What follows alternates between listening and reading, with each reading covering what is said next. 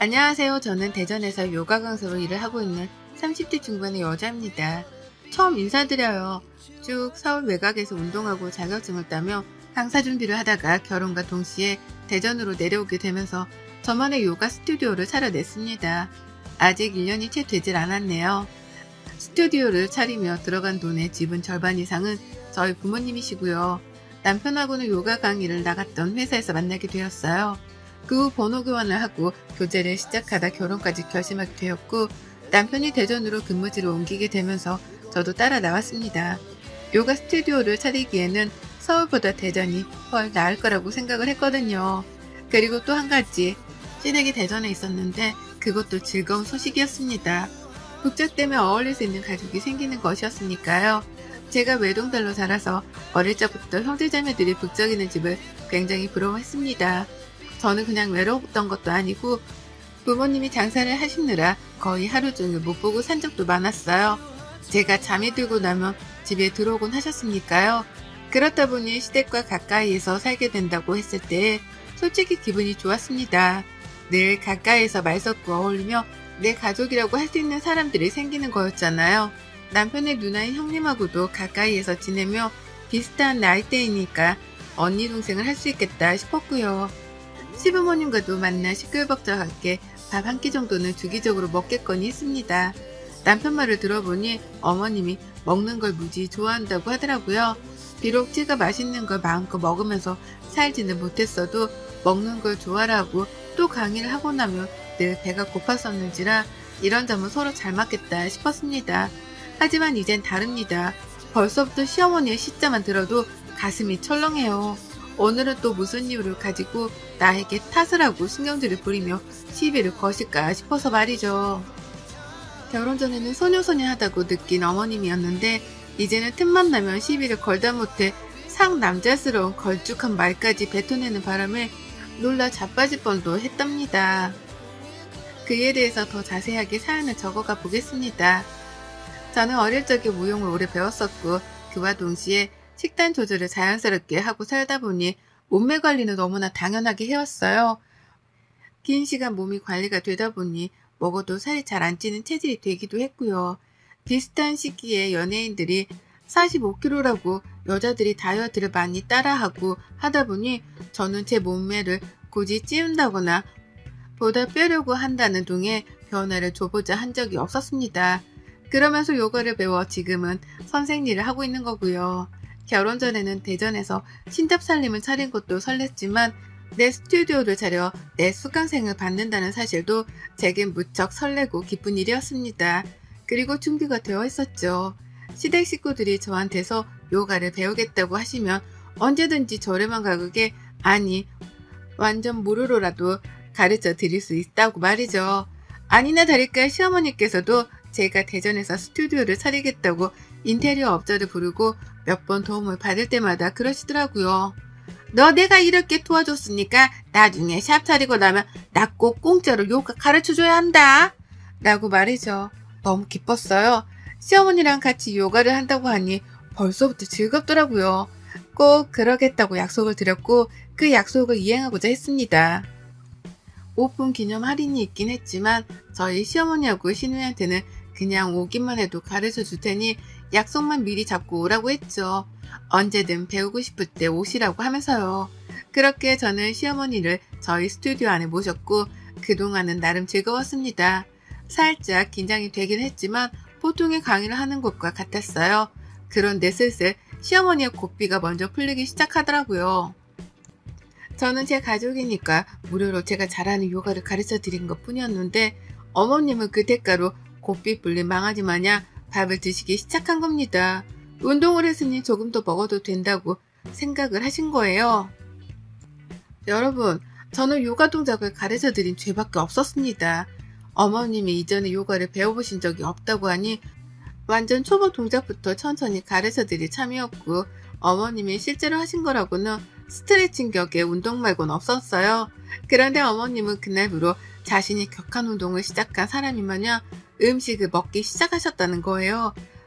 시누이의 말을 들어보니 어머님은 그때부터 집에 가면 힘드네, 요가가 보통 운동이 아니네 라고 하면서 멀쩡한 저녁을 먹고도 밥을 고추장에 비벼 먹고 하다 한 사발 남은 된장국에 밥을 비벼 말아 먹었다고 합니다. 전 단지 요가를 50분 짧게 가르쳐 드린 것밖에 없는데 어머님은 집에 가면 세상 노곤하다며 밥을 말아 먹고 비벼 먹고 쌓아 먹으며 식탐을 키우셨어요. 한 번은 시아버지가 그러시더라고요. 도대체 요가로 뭘 가르치길래 네 시어머니가 이리 밥맛이 돌아서는 밥을 먹냐고 말이죠. 그래서 전 간단한 것만 가르쳐 드리고 있다며 당황하고 황당한 나머지 웃어 넘기기만 했는데요. 문제는 시어머니의 체중 변화가 눈에 보이기 시작했다는 것이었습니다. 시어머니가 살이 쪄가고 있는 것이 제 눈에 확연하게 보이기 시작했어요. 전 정말 단지 내 시가족이니까 공짜로 요가를 가르쳐 드린 것밖에 없었는데 말입니다. 그리고 그때쯤부터 어머님이 저에게 이상한 요구를 해오기 시작하셨답니다. 본인이 밥을 무리하게 먹어서 쪄버린 살인 걸 그걸 저한테 탓하기 시작하며 요구를 시작하신 겁니다.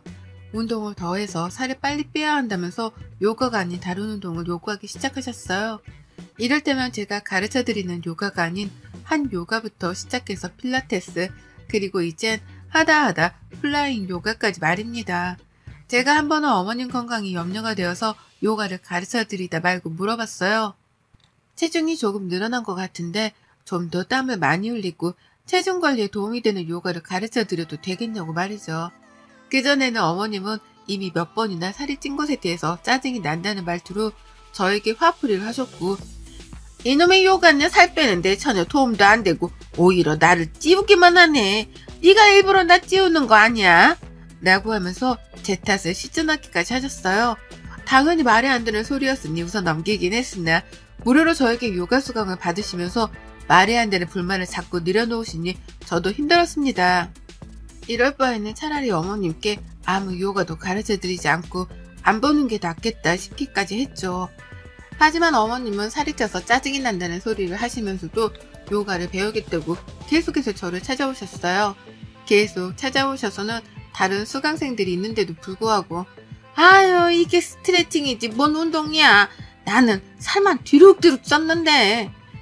라는 부정적인 혼잣말까지 꺼내셨죠. 그 덕에 수강 분위기는 장난이 아니게 어두웠습니다. 일단 저 자체가 표정 관리를 하기가 힘들었고 어머님의 말씀에 기분이 나빠한다거나 동요하는 다른 수강생분들을 달래고 눈치를 보느라 마음이 너무 불편했어요.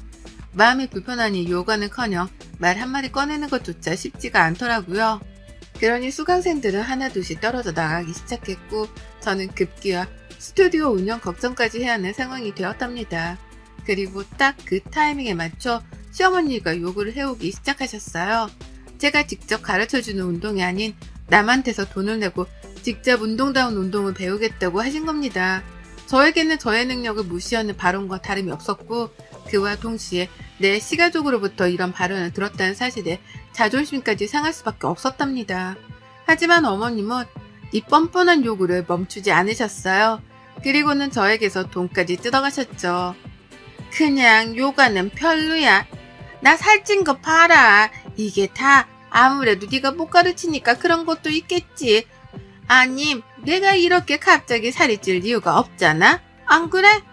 그래서 말인데 여기 오다 보니까 저 옆에 한요가라는 게 있던데 그게 그렇게 살 빼는데 좋다고 하더라. 나 거기 좀 가도 되냐? 라고 물어를 보시더라고요. 그래서 제가 한요가도 좋다고 마음대로 하고 싶은 대로 하시라면서 그냥 내버려 뒀더니만요. 어머님은 당당하게 한요가 학원 등록을 하시고는 그 수강료를 저에게 지불해달라고 요구해 오셨답니다. 저 때문에 살이 찐 것 같으니 자신이 살을 뺄 수 있게 도와달라고 하면서 말이죠. 이게 무슨 귀신 뒤통수를 후려치는 소리인가 싶었습니다. 내가 먹으라고 해서 밥을 드신 것도 아니고 본인이 식욕 조절을 못하셔서 밥을 드셔놓고는 이제 와서 그렇게 찌운 살을 저보고 책임지고 빼달라니요. 그것도 남의 학원에 가서 요가를 배울 테니 그 수강료를 지불해달라 요구를 하면서 말입니다. 정말 이 사람이 내 시어머니가 맞나 싶더군요. 기껏 선심을 쓰겠다며 시가족들에게 무료로 요가도 배우게 해드렸더니만 호의를 베풀어 돌아온 건 배은 망덕이었습니다. 하지만 저는 울며 겨자 먹기로 어머님께 한 요가 등록을 해드렸답니다. 너무 당당하고 또 너무 뻔뻔하게 요구를 하셨기 때문에 제가 거기에 휘말린 것과 다름이 없었어요. 저 때문에 요거를 처음 시작했고 또 그래서 살이 찐 건데 그걸 부정할 거냐면서 화까지 내시니 제가 일단은 어머님의 화를 풀어드리고자 급한 대로 수강료 지불을 해드린 겁니다. 그리고 어머님은 꽤나 한 요가를 즐기시는 듯 보였어요. 며느리가 대신 수강료까지 내준 공짜 운동이니 얼마나 즐거우셨겠어요. 하루는 한 요가 수업을 끝내고 굳이 저희 스튜디오까지 찾아오셔서는 땀을 잔뜩 흘렸는데 기분이 너무 좋다며 다른 사람이 해준 수강에 대해 칭찬을 내려놓으시더라고요.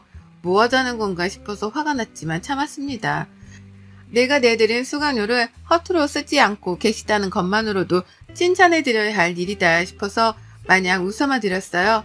하지만 문제는 거기서 끝이 아니었답니다. 한 요가를 배우는 것과는 별개로 어머님은 꾸준하게 살이 쪄갔어요. 어찌나 먹는 걸 자제하지 못하시던지 제가 옆에서 봐도 너무하다 싶더라고요.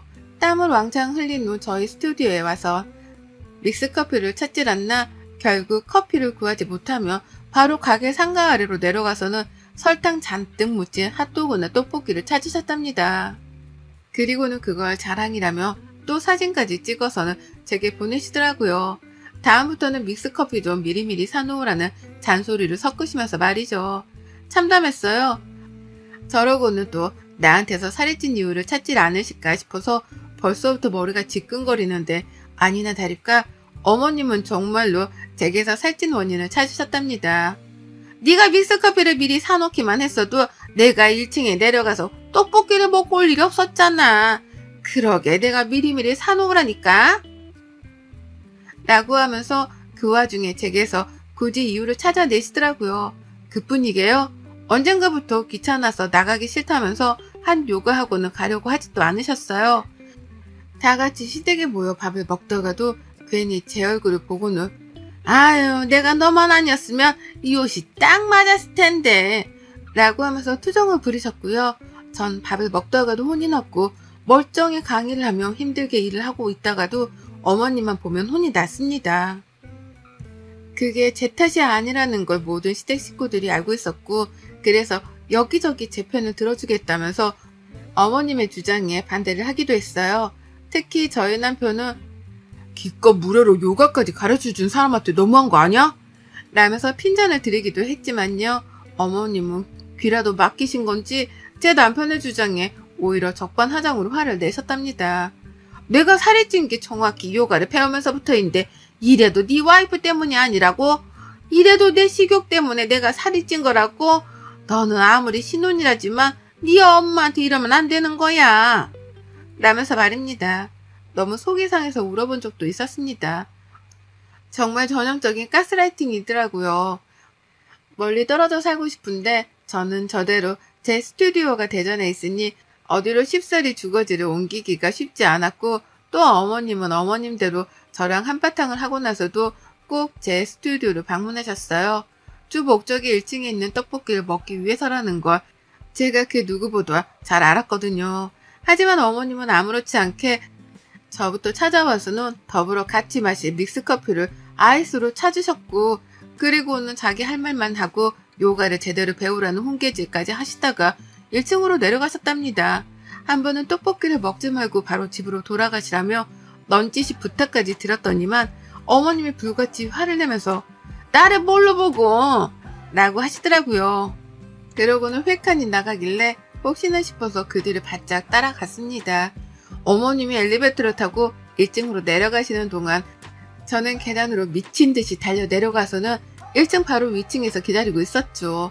그리고 어머님은 자신은 뭘로 보냐면서 화를 내신 게 바로 몇 초 전이었는데 아무렇지 않게 떡볶이 집으로 들어가셨답니다. 맛난 떡볶이 밀가루에 고추장에 아주 탄수화물 범벅인 그 떡볶이를 먹겠다면서 콧노래까지 부르며 분식집으로 들어가셨어요.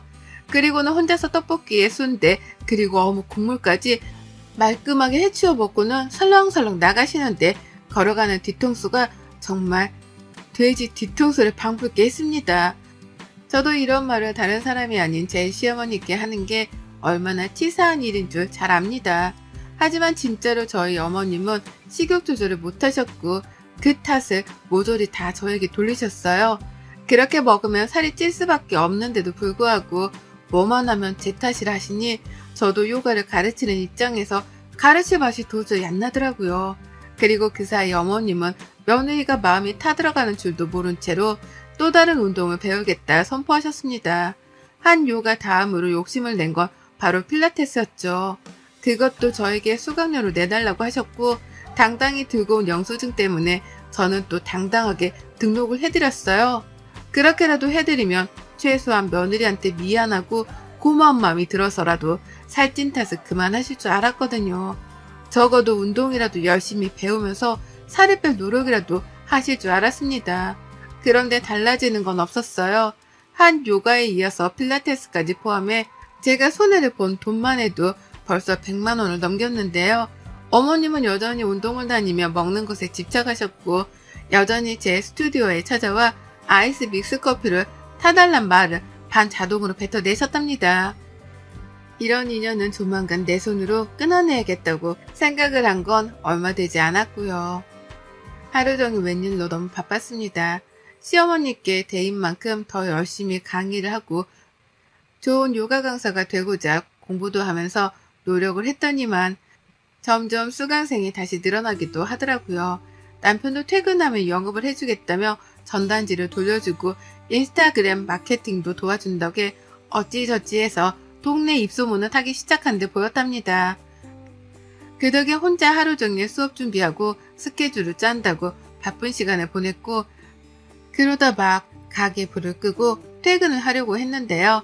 시어머니가 들어오시더라고요. 밖에서 보니 아직 퇴근을 안 한 것 같길래 들어왔다고 하면서 말이죠. 절로 한숨이 나오는 걸 꾹 눌러가며 참았고 그 입에서 또 믹스커피를 찾길래 일단 타드렸습니다. 제가 마시지 말라고 해서 마시지 않을 분은 아니셨으니까요. 그런데 어머님은 뭔가 하실 말씀이 있는 듯 보였어요. 불안한 기색으로 어머님을 쳐다봤는데 아이고 글쎄 이젠 하다하다 한 요가에 필라테스로도 모자라서 이젠 플라잉 요가까지 시켜달라시는 거예요. 저희 어머님 연세가 벌써 환갑이 넘으셨습니다. 그 나이에 이것저것 운동을 하나도 아니고 여러 개씩 번갈아 혹은 같이 배우시는 것도 대단한 일이었는데요.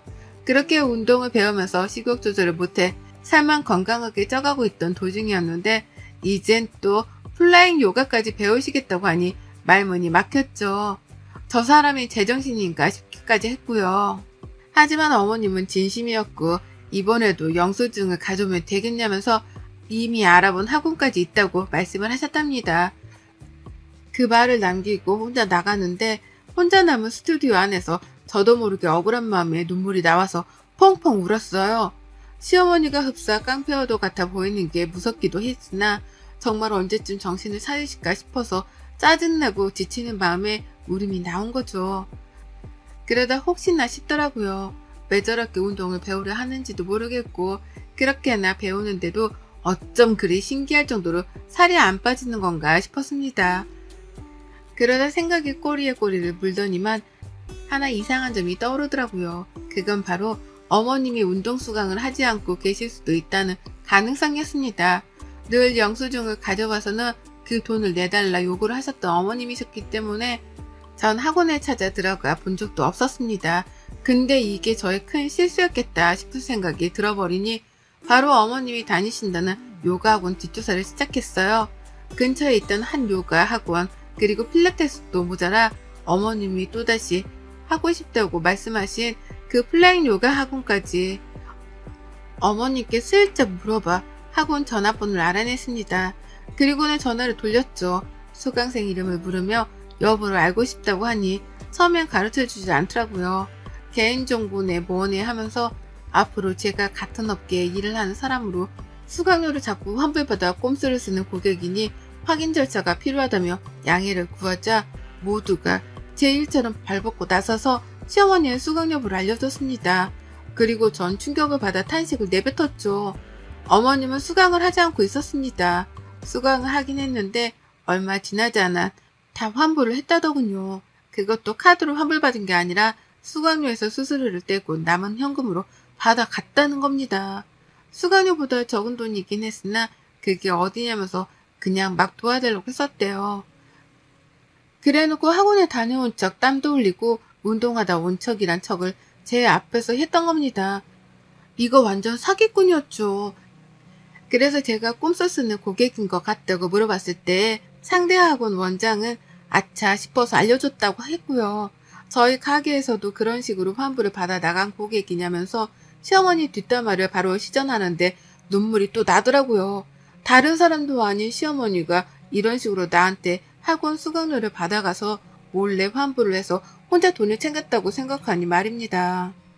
그러는 와중에 어머님은 플라잉 학원 수강료를 언제 입금해 줄 거냐면서 확인 전화를 해오시더라고요. 그래서 전 알겠다고 대답을 해드렸어요. 그리고는 잠시 망설임도 없이 점심시간에 맞아 학원 문을 닫았고 근처에 있는 이불 가게에 찾아가서는 천조가리를 사버렸습니다. 계획을 일부러 세운 건 아니었지만 시댁에 가는 길에 상가들이 쭈르륵 이어져 있어 천조가리를 파는 이불 가게가 바로 보였어요. 거기에서 저는 아이들을 얻었고 그 이불을 들고는 시댁으로 달려갔죠. 어머님은 제가 직접 결제를 해주려고 찾아온 줄을 알고는 세상 반갑게 절 맞이해 주셨어요. 평소 같았으면 살을 찌우게 한 장본인이라면서 찬밥 신세를 하셨을 텐데 그날만큼은 저한테서 받아낼 돈이 있어서 그런지 참 순하게 양 같으시더라고요. 하지만 저는 어머님을 모른 척 했습니다. 저를 의아하게 쳐다보는 어머님을 뒤로한 채 전 당장 시댁 거실 한복판에 서서는 천장만 뚫어져라 바라봤죠. 그리고는 맘 같아선 드릴 같은 걸로 천장을 뚫으려다가 급한 대로 시어머니가 망치랑 못을 것이 TV 선반 아래에서 꺼내는 걸 기억해 냈습니다. 그리고는 저도 따라서 망치와 못을 꺼내들었죠. 시어머니가 기함을 치며 놀라셨는데 저는 그러거나 말거나 망치를 들고 허공에 있는 천정에 망치질을 가격했습니다. 남의 집에 쳐들어와 밑도 끝도 없이 천장에 못질을 했고 사들고 온 이불 천조가리들을 가져다가 어머님께 알아서 하시라 했습니다. 이게 플라잉 요가지 다르게 플라잉 요가겠냐고 하면서 말입니다. 시어머니는 벙쪄서 절 쳐다보시더라고요. 이게 무슨 말이냐면 말이죠. 하지만 전 끝까지 말씀드렸어요. 플라잉 요가가 하고 싶으시다면서요. 이거잖아요. 플라잉 요가. 천장에 매달려 날아다니며 하는 거. 플라잉 요가 라고요. 그리고는 이어서 말씀드렸습니다.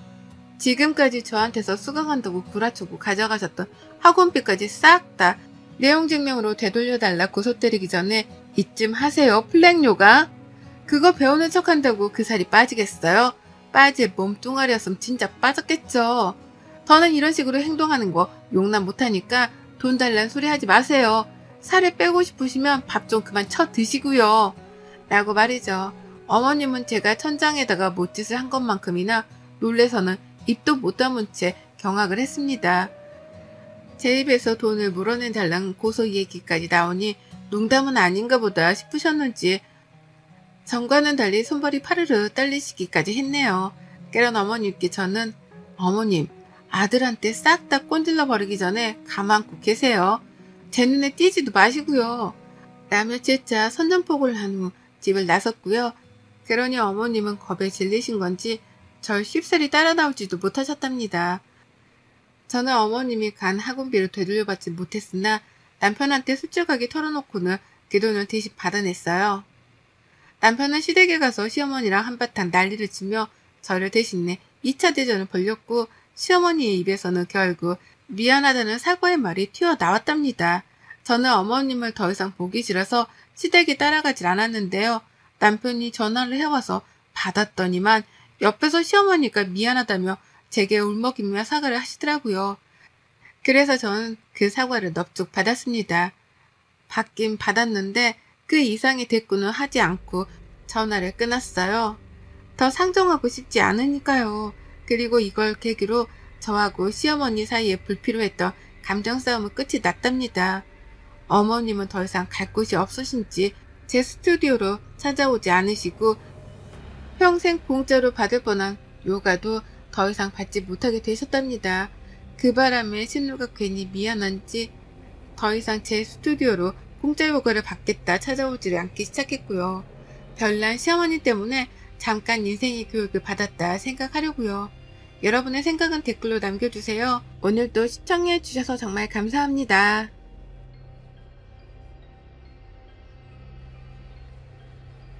수아씨가 혼인빙자 간음으로 저 사람 고소할 거예요. 그럼 재곤이에 대한 친권, 양육권 다 박탈당할 수 있거든요. 수아는 절대 아이를 안 뺏기겠다고 했거든요. 얘 좀 봐, 헛똑똑이네. 무슨 고려적 이야기를 시부렁거려. 혼인빙자 간음죄? 그게 폐지된 게 언제인데.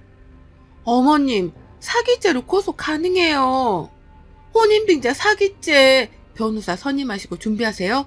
그럼 안녕히 계시고 법원에서 뵙죠. 당신 우리 딸한테 꿈이라고 부르지 마.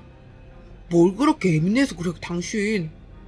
어쨌든 부르지 마. 그 소리 들을 때마다 수아가 바로 목 뒷덜미여서 달라붙는 것 같으니까. 이튿날 시어머님이 오셔서는 봉투를 내놓으시는 거예요. 사실 손녀도 손주긴 손주지. 아무짝에도 선영의 태상의 오보돌이 남의 집 주워버릴 손녀도 내 핏줄이긴 하지. 여기 이 돈으로 몸에 좋다는 거 다 해먹어라. 엄마가 건강해야 갓난쟁이도 건강하니까.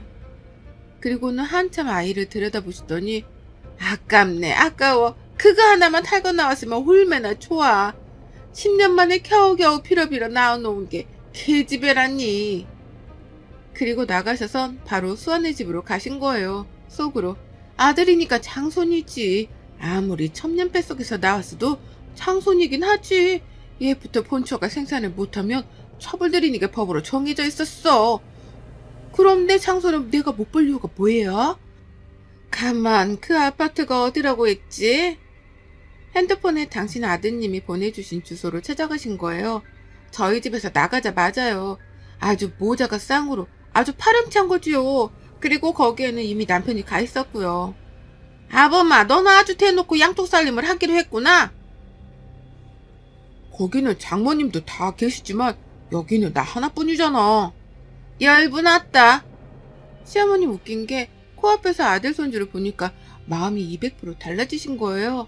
아주 마음이 붕붕 날아다니는 기분이셨나봐요. 하긴 왜 안 그러겠어요. 저도 한편으로는 이해는 합니다만 집안에 대가 끊기고 재상 올려줄 다손 하나 없이 돌아가시는 줄 알았더니 이건 태물리 아들 손자가 생겼으니까요. 그리고 집에 돌아오셔서 이국리 저국리 하셨겠죠. 다음날 또 찾아가셨어요. 당신 아들 앞세우고 아들 손주가 보고 싶으셔서요. 이젠 수아도 아예 자기 시어머니 줄 알고 시어머니로 대우한 거고요. 어머님이 지리탕 좋아하신다는 이야기는 예전부터 들었어요. 제가 낙지 넣고 연포탕 끓여드릴게요. 식사하시고 가세요. 시모는 속으로 어라?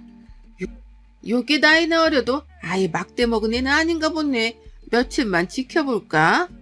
그렇다고 수아가 저를 밀어내고 제자리를 차지하려는 욕심이 그리했다고는 생각 안 해요. 그날 집으로 돌아와서 이국리 저국리 아무리 그래도 본 며느리도 딸이지만 자손을 낳아놓았고 내쫓을 구실도 없고 무엇보다도 제 뒷배경이 빵빵하니까 훗날 독자로 혼자 세상을 살아가는 당신의 아들의 든든한 뒷배경이 꼭 필요했던 건 정말 필수니까요. 그래서 결론을 내신 시어머니 다음날 아침 아드님을 부르셔서는 애비야, 내 마음 알지? 너 안 되라고 이를 꾸밀 애미는 아니란 거 알지야? 엄마, 무슨 말씀을 하시려고? 아무래도 나보다는 네가 공부를 많이 했다지만 세상을 몇십 년 더 산데 경험을 믿어야 하는 거야. 그러니까 무슨 말씀을 하시려고 이렇게 무섭게 나오세요? 내 장손 데려와야겠다. 네? 보아하니 내가 2번 보니 그게 나이가 어려도 보통 내기가 아니었어. 순순히 내놓지도 않겠고 그저 쓱 아닌 듯 긴 듯하게 내빼오자. 엄마, 그렇지만 아기를 강제로 빼앗아 오는 건 걔가 새끼를 낳아도 어느 정도 자랄 때까지는 두는 게 인지상정인데. 이거사, 정신 똑바로 차려. 아기도 천 물리고 오래 끄면 그거 떼어내는 게 더 힘들어. 아예 초장에 끊어내야 해. 그리고 여자 잘못 만나면 인생 쪽박 나는 거야. 물론 남녀간의 정이란 게 하루아침에 끊어내기 어렵지. 하지만 이번 기회에 독하게 마음먹고 내 말 들어. 내가 장손 낳아준 애 애미에게는 먹고 살 만큼 떼어줄 거야.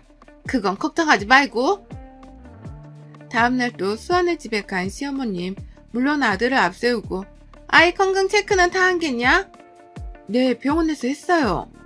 급히 태어나느라 제대로 했으려고 내 친구 남편이 태아병원에 있다. 거기 예약해 놓았으니까 잠깐 다녀오면 돼. 네 남편이 데려갔다 올 거야. 그러시면서 남편에게 아기를 넘겨주시는 거예요.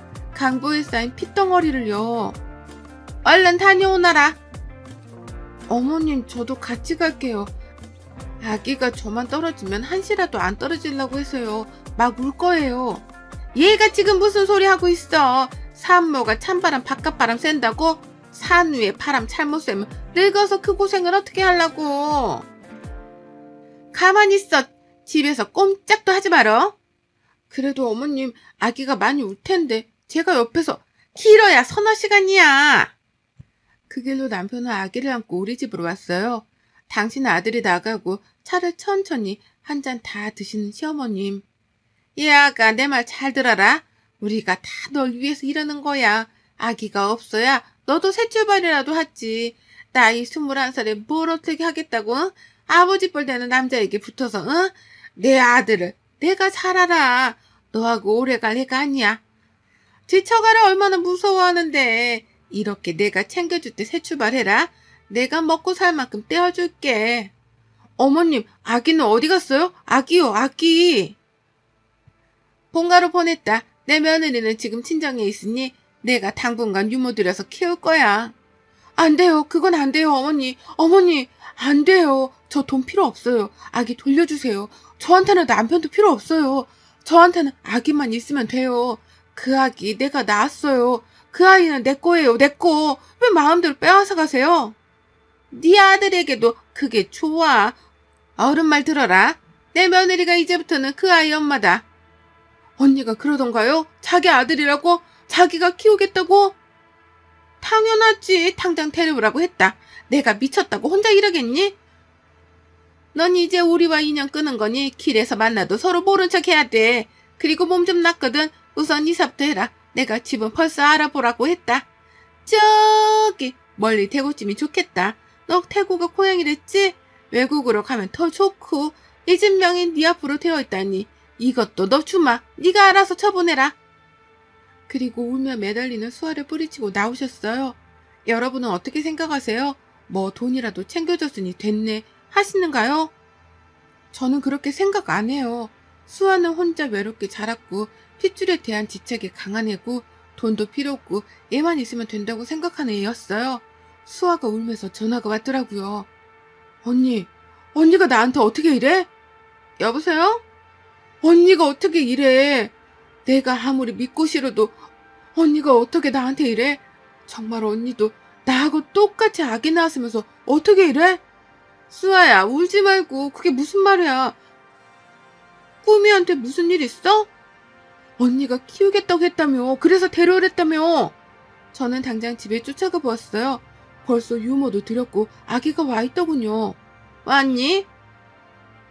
그 애가 왜 우리 집에 있어요? 네? 이 애 네가 키워야겠다. 장손이다.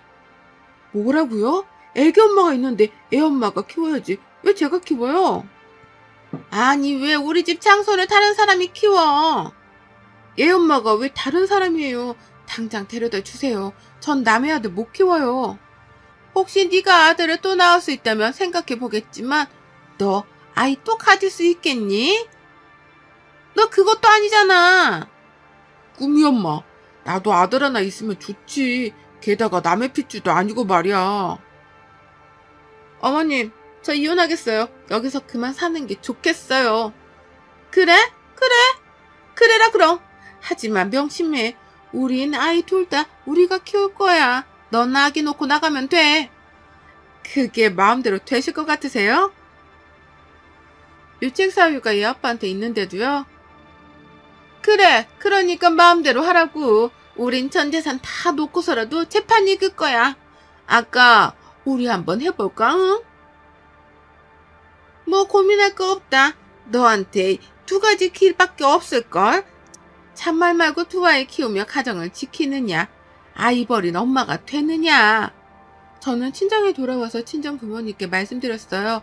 근데 이게 웬 청천벽력 친정 부모님이 변호사비를 못 대주시겠다는 거예요. 아이 키우면 살라고요. 두 아이 다 키우라고요. 전 못해요. 못하면 이혼한다는 게냐? 아이 데리고 이혼해요. 난 애비 없는 외손주 꼴 못 본다. 이 애미야, 그렇게 감정으로만 그럴 게 아니라 여자 혼자 애 키우는 것보다야, 응? 남편이 밖에서 낳은 자식 키우는 게 더 낫다고요? 엄마 일이라면 그렇게 말하실 수 있어요? 나도 너한테 그런 짓 시키고 싶지 않다. 하지만 선택 이어지가 없어. 대한민국이라는 데는 아직도 그렇거든. 네가 아이를 데리고 나와 이혼하면 모두에게 상처가 된다. 우리에게도. 아버지! 하나를 잃으면 하나를 얻는 게 세상사의 흐름이다. 네가 아직 그걸 모르는 게야. 어른 말씀을 들어 나쁠 게 없다는 친정어머님의 달램으로 저는 우선은 집으로 돌아왔어요. 제가 돌아온 걸 항복의 의미로 받아들였는지 시어머니와 남편은 기세등등 표정이 그럼 네가 어떻게 혼자 살려고 였고 아주 대놓고 재곤이와 제 딸아이를 차별대우 하는 거였어요. 수학에서 아이를 빼앗아 온 지 정확히 11일 만입니다. 아니 저 계집애는 20분 먼저 나왔어도 오빠인데 오빠가 먼저 먹고 나서 먹으면 어떻다고 빽빽 소리를 질렀어. 어차피 크면 남의 집에 보내 아무 쓰잘데기 없는 계집애가 왜 이렇게 드세게 울어? 복 날라가게. 아이고 잘도 생겼지. 지애비를 쏙 빼닮아 나왔네. 이래서 씨도둑질을 못한다는 거야. 우리 장손 얼른 커라. 여기는 네 집이야. 누가 너한테 뭘 할 게야. 이 집 재산은 다 네 거야. 25살만 넘으면 이 할미가 이 회사 너한테 물려줄 거야. 아이고 저놈의 기집애 저거 그만 좀 울어싸라. 네 오빠 잔다. 애미야 저 계집애 좀 방에다가 좀 치워놔라. 아이고 뭔 계집애가 저렇게 드세냐. 집안 복 날라가게. 기집애가 너무 우악스럽게 울으대도 폭이 안 들어오느니. 이래서 해로부터 남녀 쌍둥이가 태어나면 하나는 가져다 버렸느니라. 바로 이래서다. 응? 집안에 아들 손자 하나 있으면 다른 건 다 필요 없다는 말이 괜히 나온 게 아니거든. 아이고 오리 장손 찰도 잡숫네. 방에 들어가 수아에게 온 카톡을 확인하고 저는 시어머니 앞에 앉았어요. 어머니 저 이혼하겠습니다. 도저히 이 집에서는 못 살겠네요. 끝난 이야기 아니었냐? 아이고 그거 몇 마디 했다고 또 내일은 비쳐서는 어머니 저 이혼하겠어요. 아이고 이혼이 무슨 유세냐? 유세똥 짊어졌네 그려.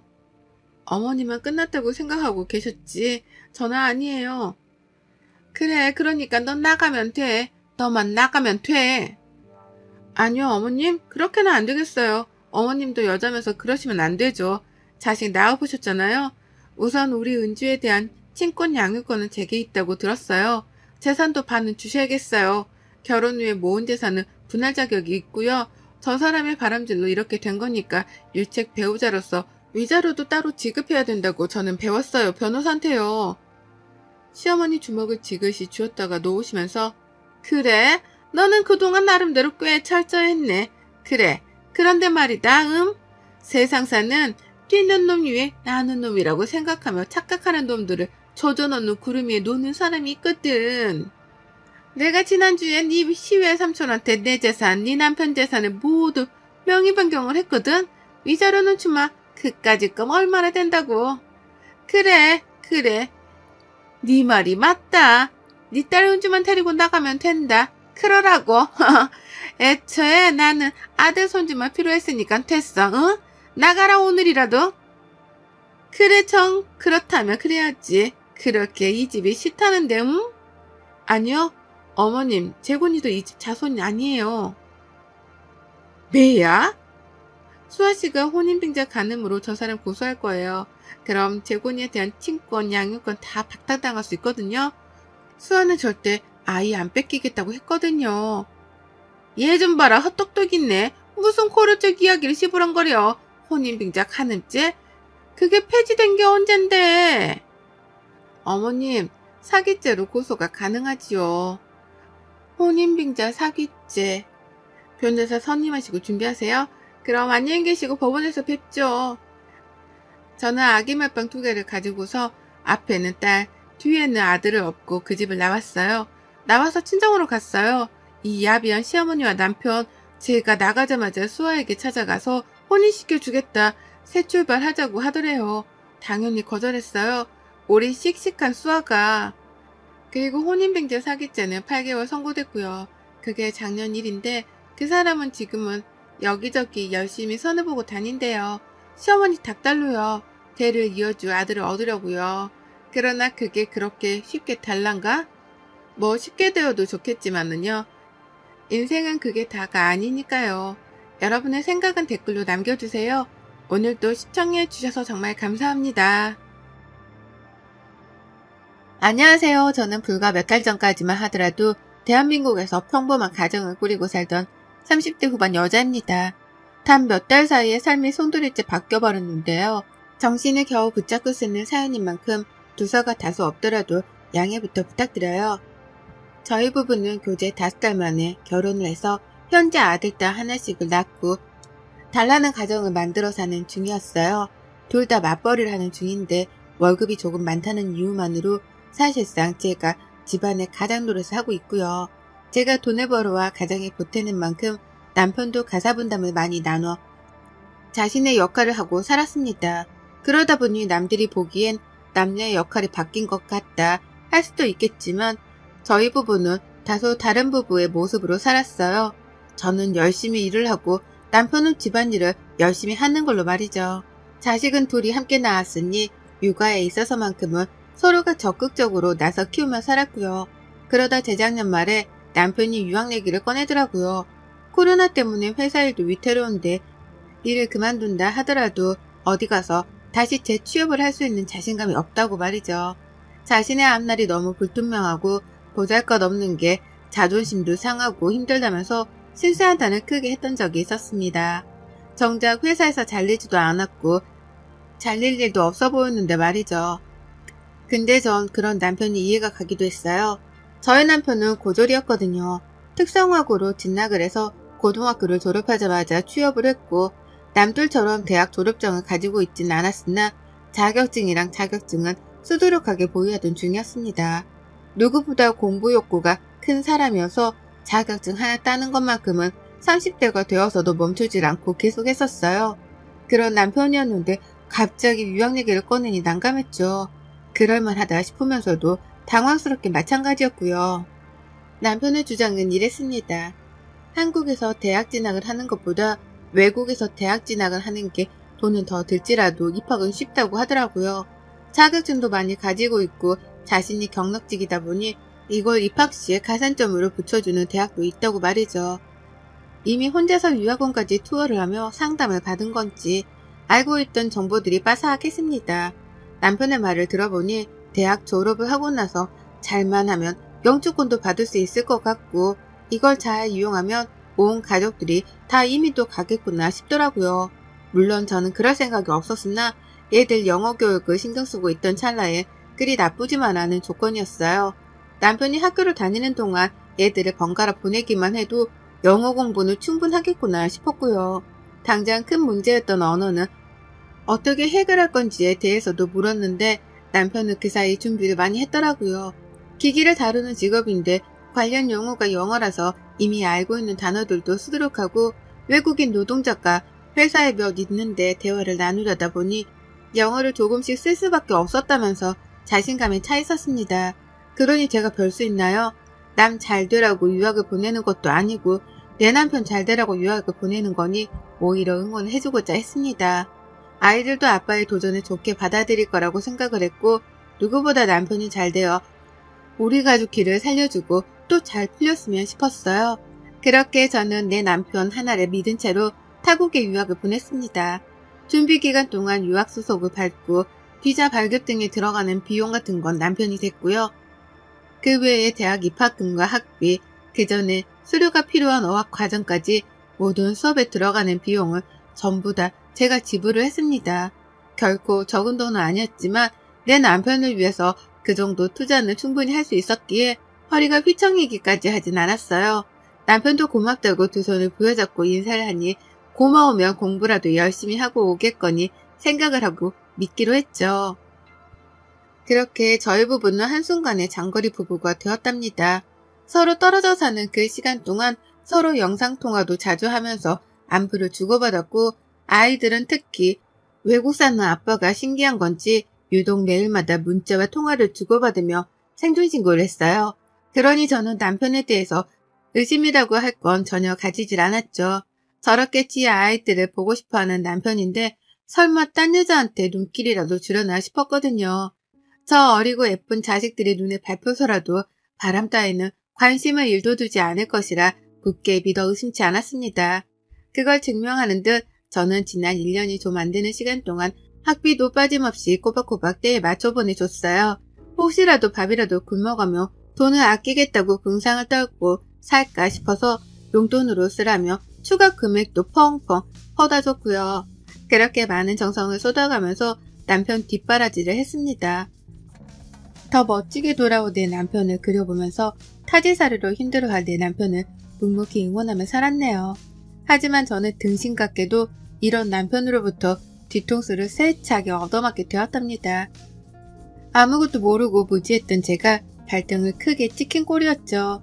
남편은 처음 한 학기 동안은 공부하고 시험 치르는 게 너무 낯설고 힘든지 통화를 하며 몇 번을 울먹이까지 했었어요. 확실히 와서 쓰는 영어랑 집에서 공부하던 영어랑은 차원이 다른 것 같다면서 스트레스를 어쩔 줄을 몰라 하기도 했죠. 다만 그런 투정이 오래가지 않길래 한두 번씩 뱉어보는 화풀이인가 싶었거든요. 그 과정을 다 견디면 좋은 결과를 얻을 거라고 토닥여주기만 했죠. 하지만 남편은 그 과정을 다 견뎌 이겨낼 생각이 없었더라고요. 한두 번씩 사람이 연락이 안 되는 거예요. 애들이랑 매일같이 연락을 주고받는 사람이었는데 시험 기간만 되면 잠수를 타버리고 또 시험이 끝나고 나서는 밀린 잠을 자야 한다면서 또 잠수를 탔습니다. 겨우 연락이 닿으면 피곤해서 누워있었다며 당당하게 변명을 했죠. 목소리는 정말 다운이 되어 통화를 더 하지도 못할 것 같이 전화를 받았고요. 외국에서 공부하는 게 많이 힘들다고 하던데 내 남편이 쉽지 않나 보구나 싶어서 걱정이 더 컸습니다. 부디 잘 견뎌주길 바라는 마음으로 저는 돈이라도 아낌없이 쓰라며 더 보내줬어요. 먹는 걸로 스트레스를 조금 풀던 사람인데 맛있는 거라도 아낌없이 사 먹으라면서 말이죠. 그러면 남편은 그 순간에만 미친 듯이 고맙다고 감사 인사를 전하며 제 돈을 넙죽 받아냈고요. 결코 쉽지만은 않은 장거리 생활에 지치법도 했지만 제가 돈을 이렇게까지 퍼주는데도 남편이 딴 길로 셀까 싶어 굳게 믿기만 했습니다. 그런데 막 파이널 시험을 끝마쳤을 시기에 남편에게서 한 통의 전화가 왔어요. 말랑 안 와? 보고 싶다고 라고 하더라고요. 저보고 자신이 있는 나라로 비행기라도 타고 오라는 소리인 줄 알았습니다. 말투가 꼬인게 딱 술을 마신 듯 했는데 마누라가 보고 싶어서 술주정을 부리는구나 싶었죠. 귀여워서 저도 모르게 웃음이 나왔고 비행기 티켓 사줄 거야? 라며 대답을 했는데요. 돌아오는 남편 대답이 이상했습니다. 뭘 비행기야? 한국 가지 말고 내 옆에 딱 붙어있어? 라고 대답을 하는 거예요. 전 한국이고 남편의 옆에 딱 붙어있지도 않았는데 저보고 그러지 말라고 하니 순간 촉이 딱 왔습니다. 그래서 물었습니다. 네 옆에 딱 붙어있으라고? 나 누구야? 라고요. 누구한테 전화를 한 건지 확실하게 알아보고자 내가 누구인지에 대해서 물었습니다. 그러자 남편은 망설이지도 않고 대답을 했어요.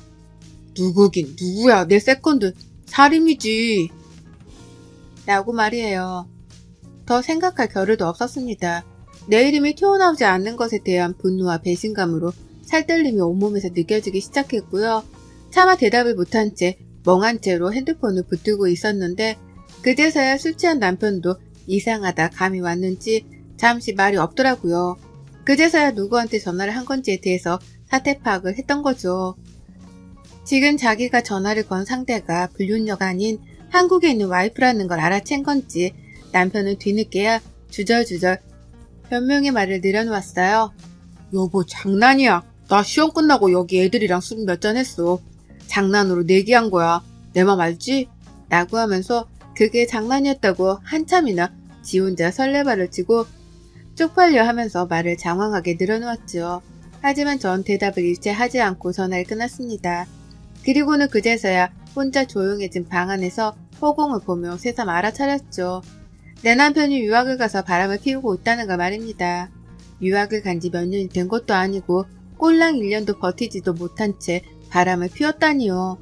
이것만으로도 내 남편이 저지른 짓이라 생각하니 믿을 수가 없어 심장이 벌렁거리는데 술 마시고 마누라한테 잘못 전화를 해서 불륜을 들키다니요. 저희 애들을 포함한 제 가족들과 불륜녀랑 번갈아 연락을 하며 지내왔다 보니 분간이 안 되는 듯 보였습니다. 그리고 전 분노를 채 삼킬 새도 없이 노트북을 켜서는 밤새도록 남편의 페북과 인스타그램을 뒤졌어요. 제가 인스타그램을 하는 걸 알아서인지 인스타그램에는 가족에게만 공개를 해놨었고 그래서 페북에 추가된 남편 친구 목록만 한참 뒤졌습니다. 그러다 발견했죠. 정말로 남편이 부른 그 이름 사림이라는 년이 있더라고요. 이름이 다소 특이해서 제가 또렷하게 기억을 했었습니다. 그런데요. 저는 내 남편의 불륜으로 추정이 되는 사람의 계정을 발견했다는 사실과 동시에 또 다른 사실에 경악을 하고 말았어요.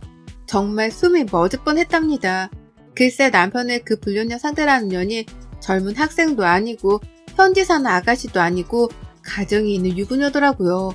저처럼 딸린 자식이 둘이나 있는 가정이 있는 여자 말입니다. 딱 봐도 저보다 나이가 많아 보이는 것이 40대는 된 것 같은데 페북 프로필에 자신을 똑 닮은 애들을 양옆에 끼고서 무슨 카페에 앉아 커피를 마시는 사진이 보였어요.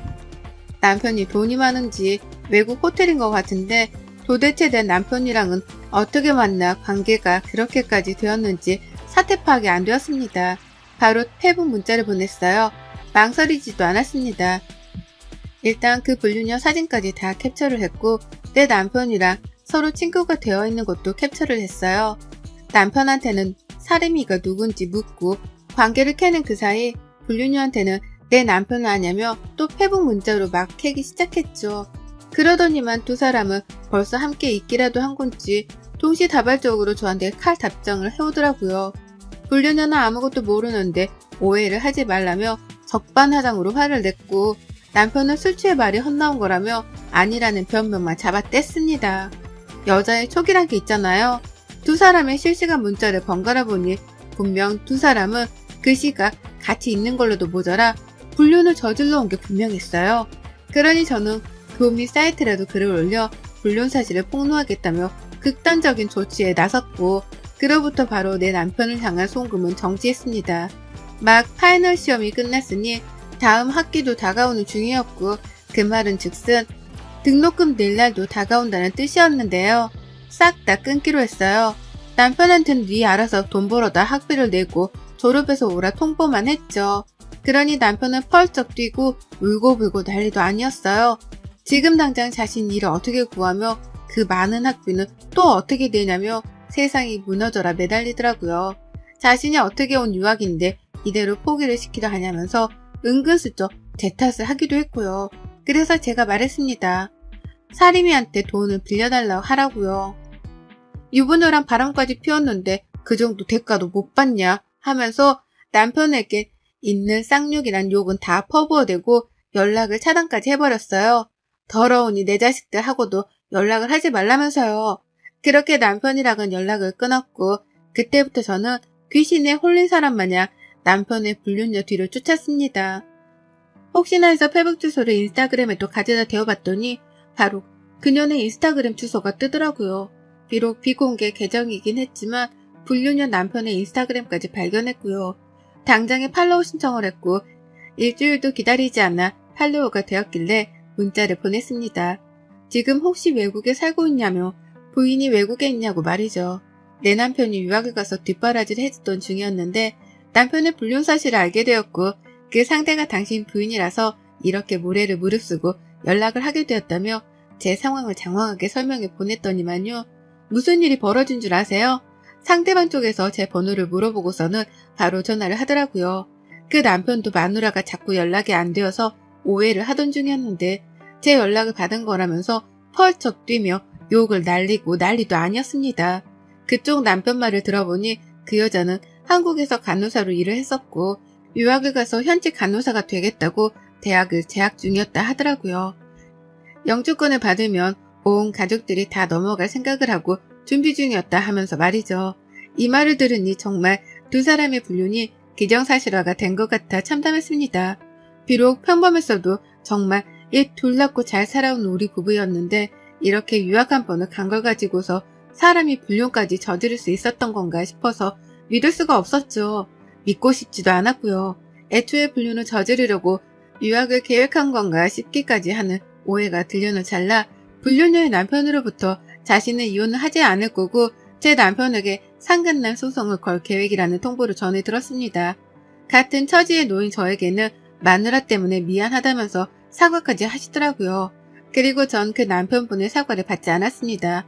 저도 그 불륜녀에게 똑같이 상간녀 소송을 걸 계획이었거든요. 그리고 그날부로 모든 일들은 일사천리로 흘러갔어요. 남편에게 너 소송 걸릴 예정이니 일 더 크게 만들기 전에 당장 한국 들어와라 라고 통보를 했고 모든 용돈이며 학비 송금을 중단한 채로 남편을 내버려 뒀더니만요. 정말 남편이 자진해서 한국에 왔더라고요.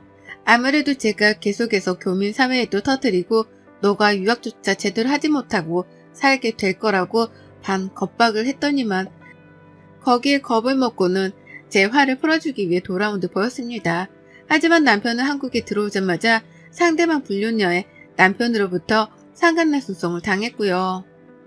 뒤늦게야 남편의 불륜녀도 한국에 들어온 걸 알아챈 저도 똑같이 상간녀 소송을 걸며 법적 소송전이 시작되었죠. 그쪽 부부는 서로 이혼할 생각이 없어 보였습니다. 그쪽 남편은 제 남편에게만 상간난 소송을 걸고 부부관계는 그대로 내버려두려 하는 듯 보였죠. 하지만 좀 달랐어요. 이미 송금을 했던 한 학기 등록금에 용돈도 아까워 죽겠는데 그 돈에 고마울 줄도 모른 채 불륜을 저지른 남편의 행동을 도무지 이해할 수 없었거든요. 그 돈이면 차라리 내 자식들을 더 좋은 영어 유치원에 보내 교육을 시켰을 텐데 차라리 어디 필리핀이라도 가서 영어 교육을 시킬 수 있었을 텐데 하는 생각이 너무나 들었답니다.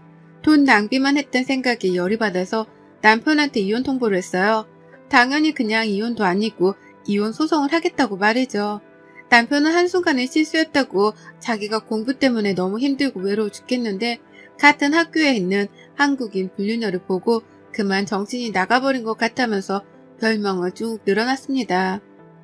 듣기 거북할 정도로 변명만 늘어났죠. 그러니 씨알도 먹힐 리가 없었고 저는 상간녀 소송과 더불어 이혼 소송까지 치르면서 정신없는 소송전을 시작했어요. 남편한테는 유학비용까지 다 토해내라고 내용 증명도 보냈고요. 남편은 유학을 간다고 멀쩡히 다니던 회사까지 때려치운 후였고 퇴직금으로는 비자 받고 초기 유학비용을 준비하는 데 돈을 다 써버렸다가 한국에 오자마자 소송을 당해버린 바람에 변호사 선임을 하느라 또 돈을 써야 했습니다. 당연히 수중에 남아있을 돈이 없었죠. 그래서인지 저한테 죽기 살길로 매달리더라고요. 한 번의 잘못이었으니 제발 자신을 구제해달라고 살려달라고 말이죠. 끝까지 남편으로서 아빠로서 책임을 져버린 것에 대해서는 사과를 하지 않고 자신의 인생을 살려달라는 소리만 해댔습니다. 저는 몰랐는데 남편이 이 정도로 무책임하고 이기적인 놈일 줄은 정말 꿈에도 생각을 못했어요. 불륜을 통해 내 남편의 민낯을 보게 되었다고 생각을 하니 뒷골이 하루에도 여러 번 땡겼죠. 저는 끝까지 남편을 용서할 생각이 없었습니다. 애초에 그럴 마음이었으면 이혼 소송까지도 가지 않았을 거예요.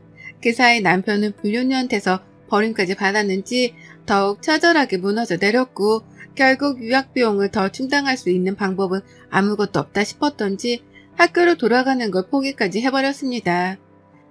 대학을 나와 영주권까지 받을 것 같다는 거대한 꿈을 꾸고 떠난 남편이었는데요.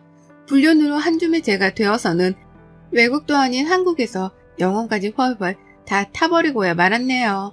학교 졸업은 개뿔, 중간에 자퇴를 결심하게 된 걸로도 모자라 불륜녀한테 버림받고 조강지처한테까지 버림을 받았으니 정신이 제정신일 리가 만무했고요. 남편 한국에 돌아오자마자 줄곧 집에서 쫓겨나 바깥 생활을 전전했고 이혼 소송을 하면서는 시댁에 들어가 살기 시작했습니다. 유학을 포기한 후로는 재취업 준비를 한다고 고군분투하는 것 같더니만 그 나이에 그 학벌로 쉽게 이직을 할 수 있는 곳은 없었죠. 그걸 스스로도 아는지 폐인이 되어서는 시댁안에서만 늘어누워 지내기 시작했고요. 그걸 시어머니가 걱정돼 죽겠다며 저한테 한 번만 봐달라 사정을 하며 또 연락을 해오셨어요. 전 당연히 배신감에 여전히 치를 떠는 중이라고 대답을 하며 거절을 했고요. 어쩌다 우리 부부가 꿈꿨던 꿈이 이리 산산조각이 난 건지 모르겠습니다. 시작은 술 취한 남편의 전화 한 통이었고요. 보고 싶은 내 남편의 전화를 받았다가 불륜녀의 존재를 눈치채며 이 모든 사단이 한순간에 벌어졌죠. 여전히 배신감으로부터 받은 상처가 치유되지 않았고 얘들을 보면 속상해 가슴이 미어지는 저였습니다. 하지만 마누라가 혼자 한국에 남아 애들을 키우며 돈까지 벌어다가 학비를 대주는데 그 은혜에 빨리 보답을 하려 하기는커녕 외로움에 휩쓸려 바람이나 피울 생각을 했다니 이건 두고두고 용서를 받지 못할 일이 분명하다 생각하네요. 그러니 더욱 용서는 없고 위자료는 받을 만큼 받아낼 계획입니다. 상간녀한테도 받고 남편한테도 받아서 그 돈으로 내 자식들 영어 과외 하나라도 더 시키며 이 울분을 삼킬 거예요. 망가지는 남편도 애들 때문에 약해지는 것 없이 옆에서 두 눈 시퍼렇게 뜨고 지켜보기만 할 거고요. 혹여나 갑자기 유학이나 장거리를 계획 중인 배우자가 있는 분들은 제 글을 필독해 주시기 바래요. 모두가 다 제 남편처럼 쓰레기는 아닐 테지만 일만 하며 안 그러고 살던 사람이 갑자기 와이프 옆에서 멀리 떨어져 살게 되면 정신머리가 이렇게까지 오락가락해질 수 있다는 거 꼭 알려드리고 싶네요. 특히나 외국에 가서 살게 된다면 외롭고 허전해진 마음이 얼마나 큰 폭풍으로 몰고 올 수 있는지에 대해서도 말이죠. 내 남편 출세 한번 시키려나 싶었는데 정작 제가 이혼녀가 되어서는 애들을 혼자 키우게 되었습니다. 참 인생은 한치 앞을 알 수가 없네요. 억울해서라도 누구보다 저만 챙기며 애들이랑 단란하게 잘 살아보려 해요. 많은 응원의 말씀 부탁드립니다. 여러분의 생각은 댓글로 남겨주세요. 오늘도 시청해 주셔서 정말 감사합니다.